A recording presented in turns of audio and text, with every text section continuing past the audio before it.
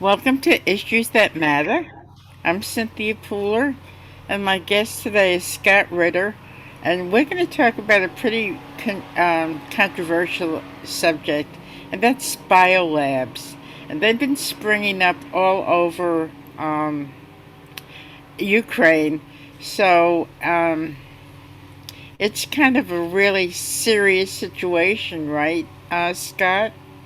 Well, potentially. I mean, if there's a less nefarious explanation for these labs than the interpretation being put out by the Russian Ministry of Defense, it's incumbent upon the United States to not only say so, but make its case to refute what the Russians are saying with hard fact, contracts, um, you know, uh, documents that explain away some of the accusations because on the surface of it, a lot of that which Russia has documented is disturbing. And it could uh, be seen by some as reflecting nefarious intent on the part of the United States when it comes to biological pathogens, the weaponization of these pathogens, and the employment of these pathogens against a Russian target.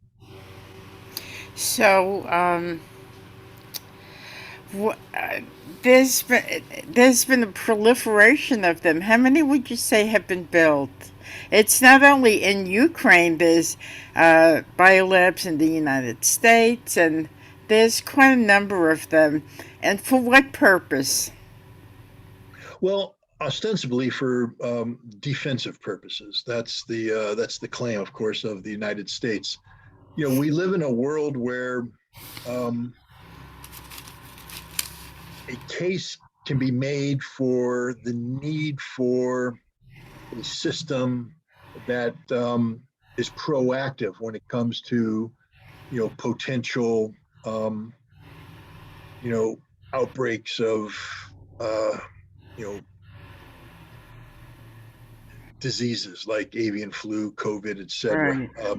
We don't want to be talking about the pandemic after it happens. We'd like to anticipate a pandemic and nip it in the bud.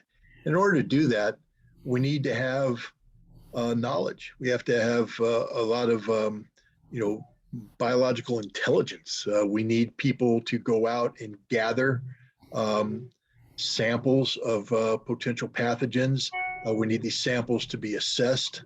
Um, and then we need people to brainstorm about, what could happen, what couldn't happen, just because we'd like to be prepared so that if, pathogen X was released into society, um, how does it spread? How do we interdict it? How do we prevent its spread?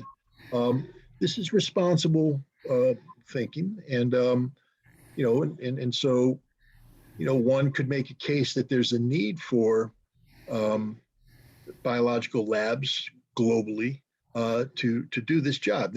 That's ostensibly the job of the World Health Organization. They're supposed to be taking the lead on this, and then the various um, biological research departments, agencies, organizations of a national level. So every state, nation should have its own biological research capability that coordinates with the World Health Organization and coordinates with other nations. Um, Transparency is very important in this, so that there's no misunderstanding about intent when you're doing something. Um, there's the Biological Toxins and Weapons Convention that people have signed on to, um, and a key component of that is that nobody's allowed to obtain or retain um, biological pathogens that have been used as weapons that have been weaponized.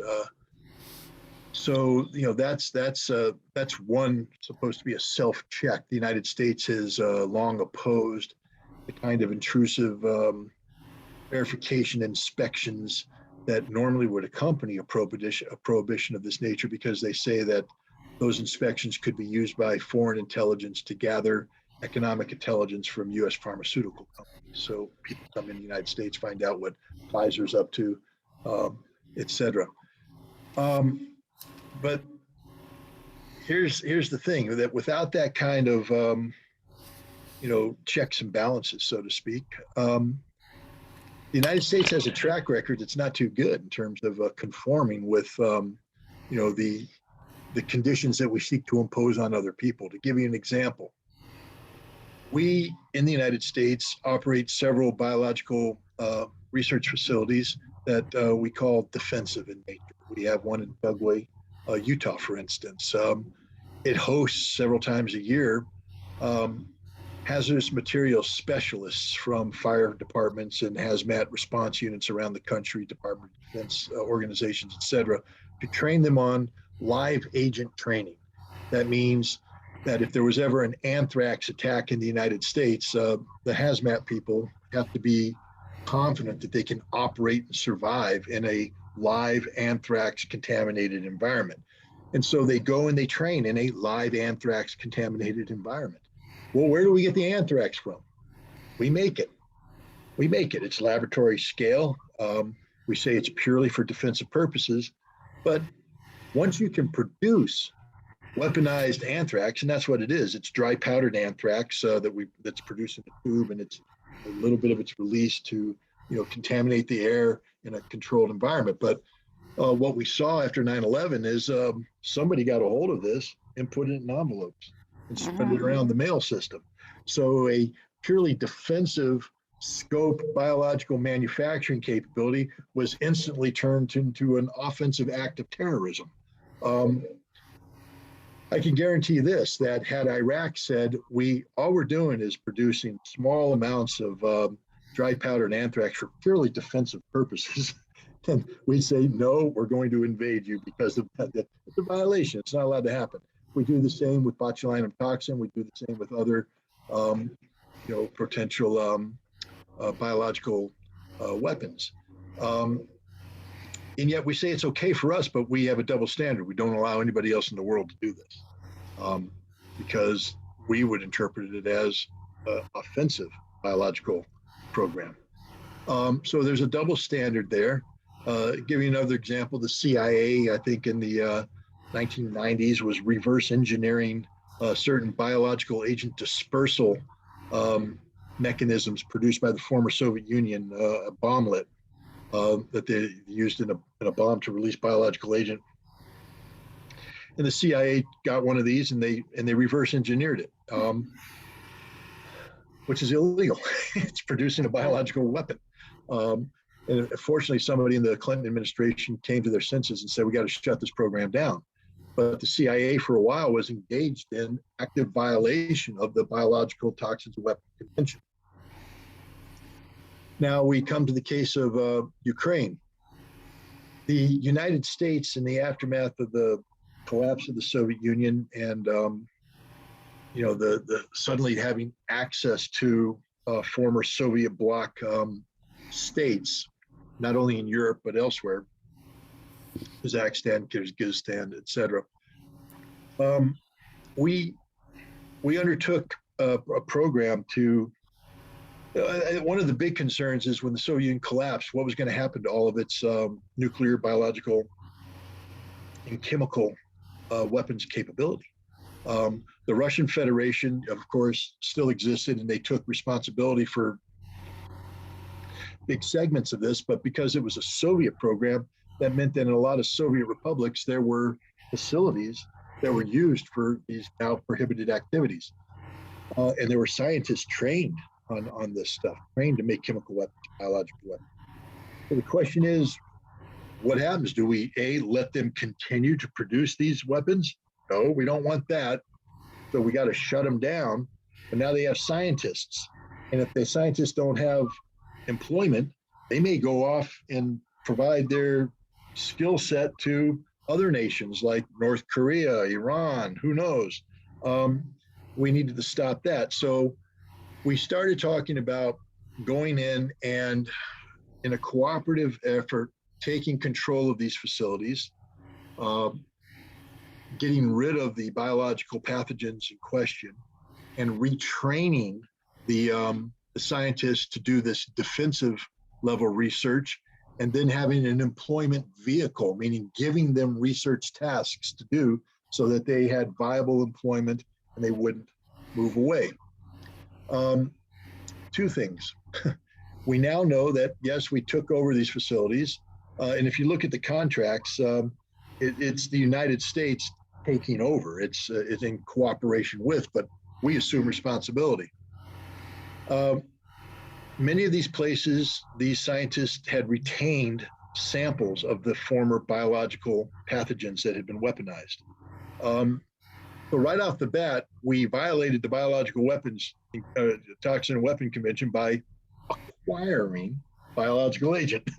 Okay, but I understand that. You can say, well, we had to acquire it to destroy it, but they didn't destroy it. It was retained. So now you've acquired it and you've retained it. How do we know this? Because in, I think, January or February of this year, before the Russians initiated their special military operation in Ukraine, the man who ran the biological programs, the Department of Defense's biological programs in Ukraine, acknowledged. He said, "I think you'll find. Our concern is that these facilities might be attacked, bombed. If they're bombed, there will be a breach, of the containment labs.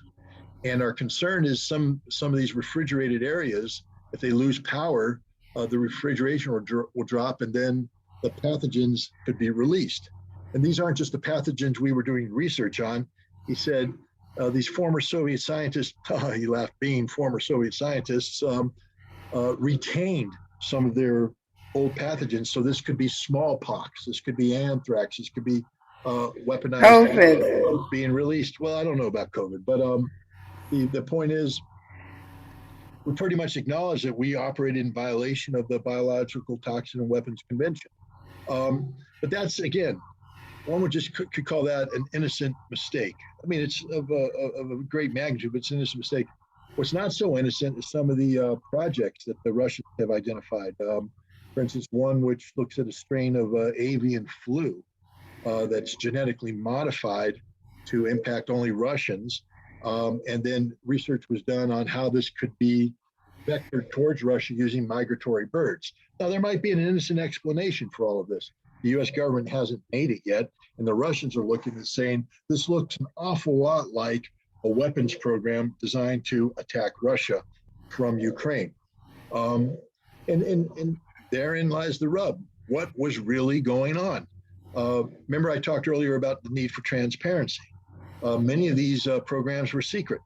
The information is classified, not available to the public. Why?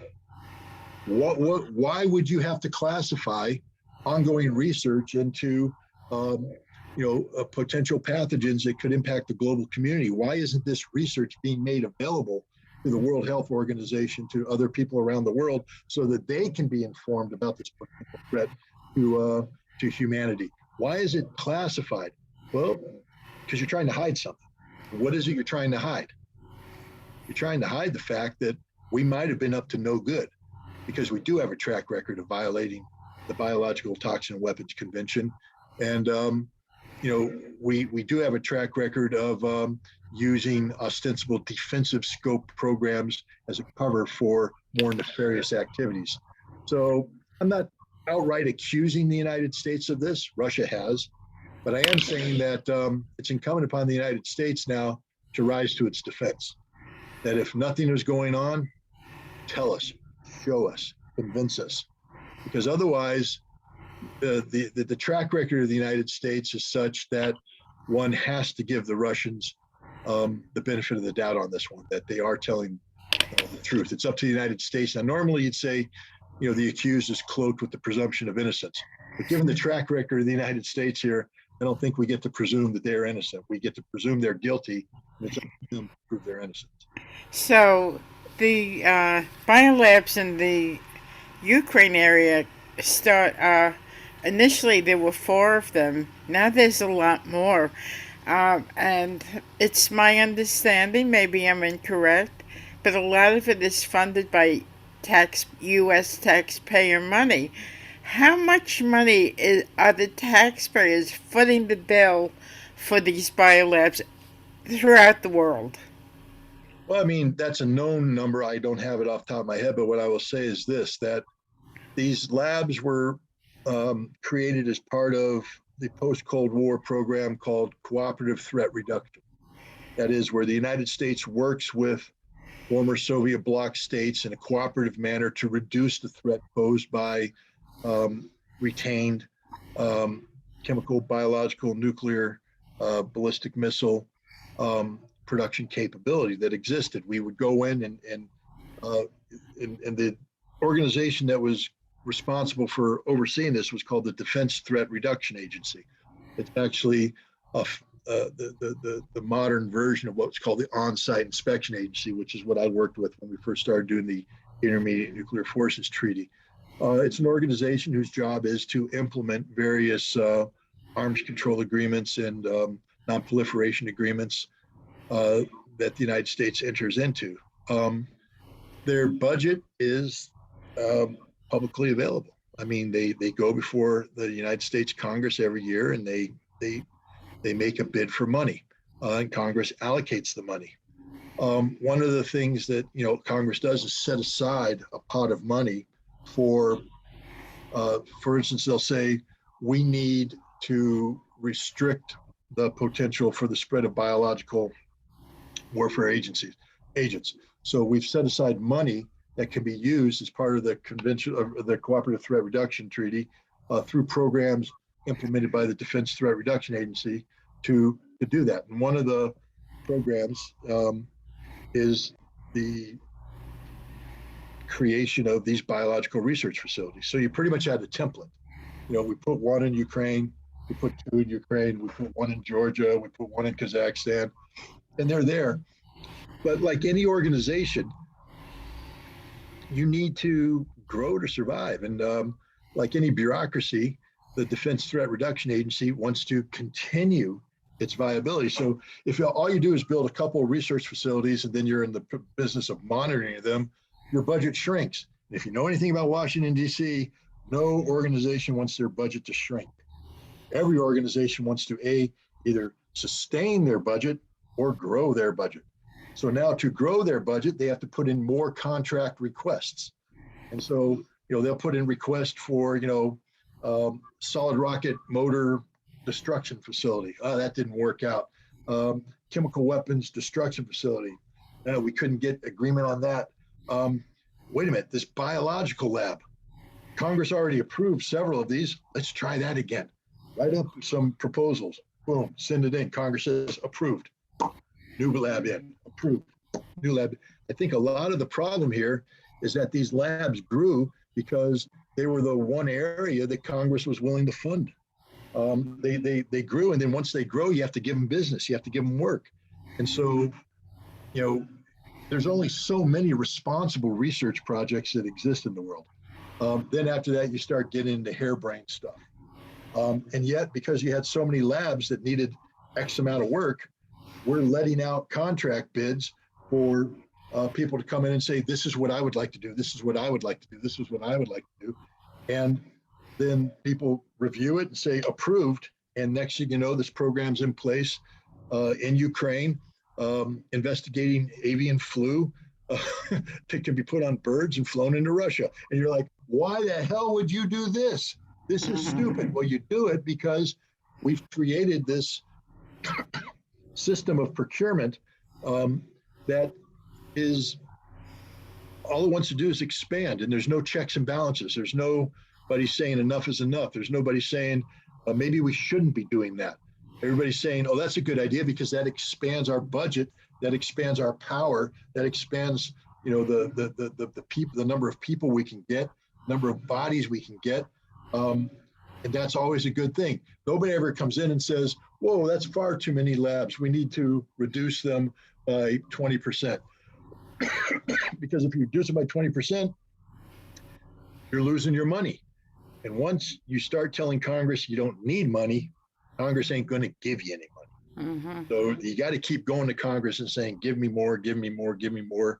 And unfortunately, the result of that, I believe, was the irresponsible growth of this biological research activity, and invariably some programs were funded that shouldn't have been funded, that didn't have a legitimate purpose. I'm not saying there was nefarious intent, But I am saying that um, there were people doing things that shouldn't have been done. You know, there's biolabs in Wuhan, China, and people think that maybe it was either escaped, the virus was escaped, or deliberately escaped.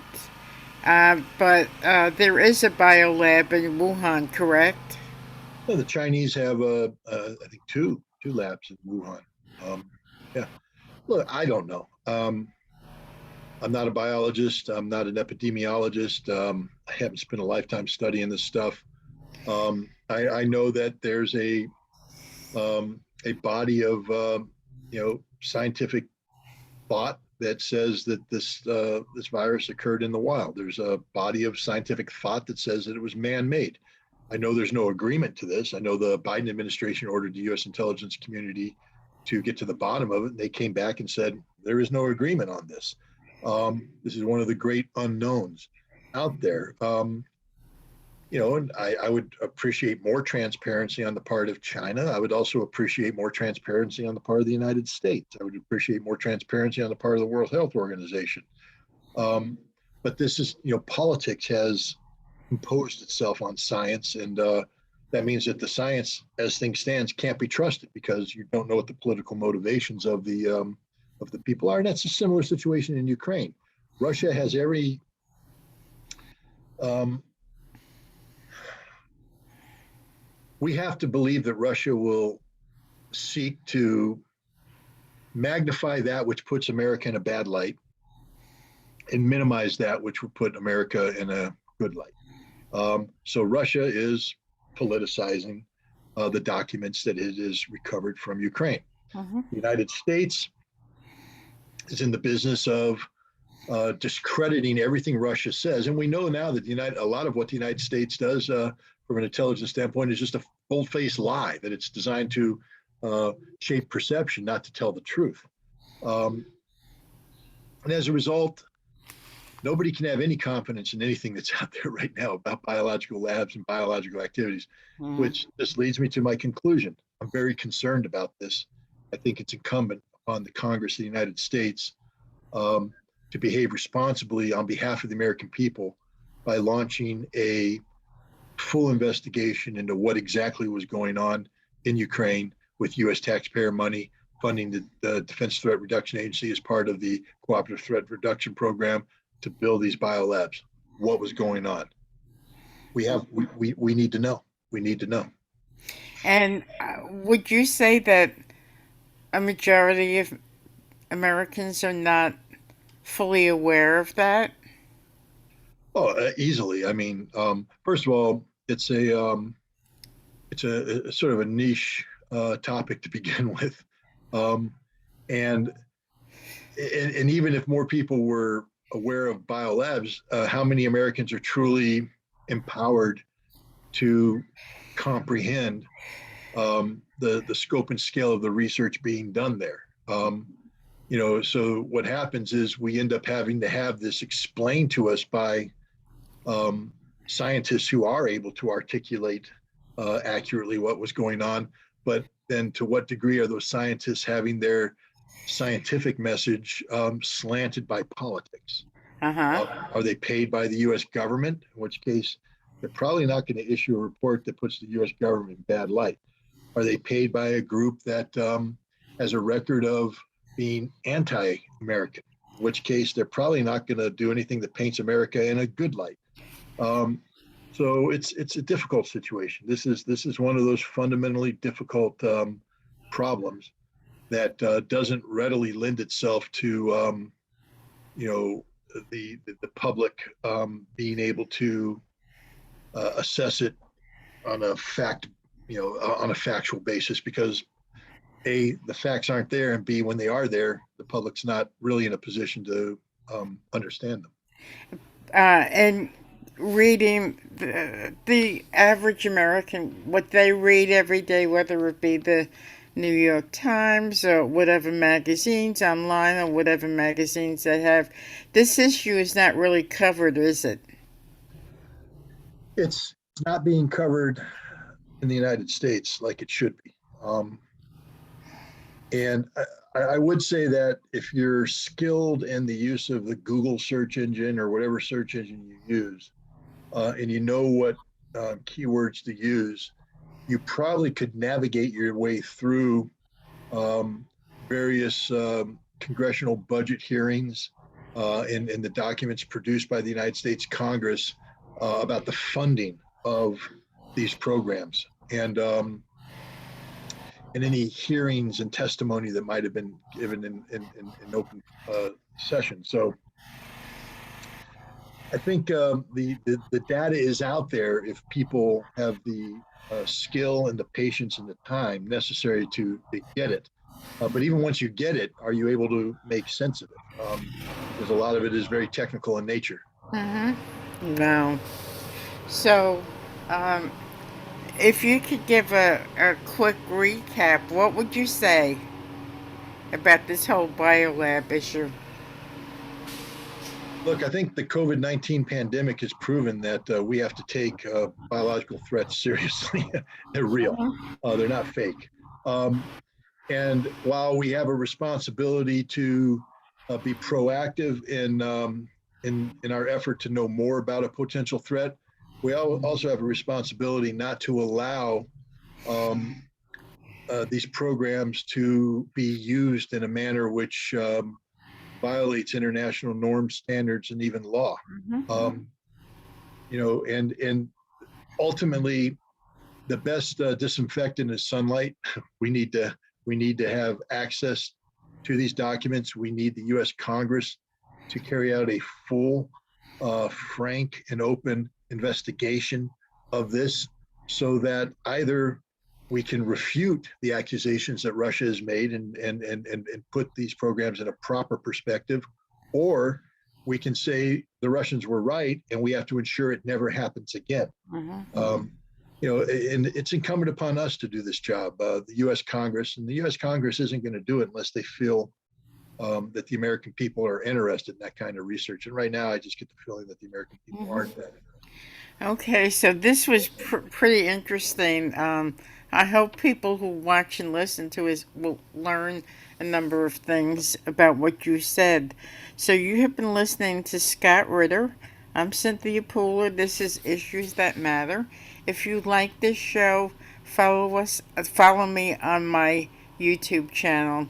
Scott, I always enjoy talking with you, and thank you everybody for watching and listening. Scott, have a great day.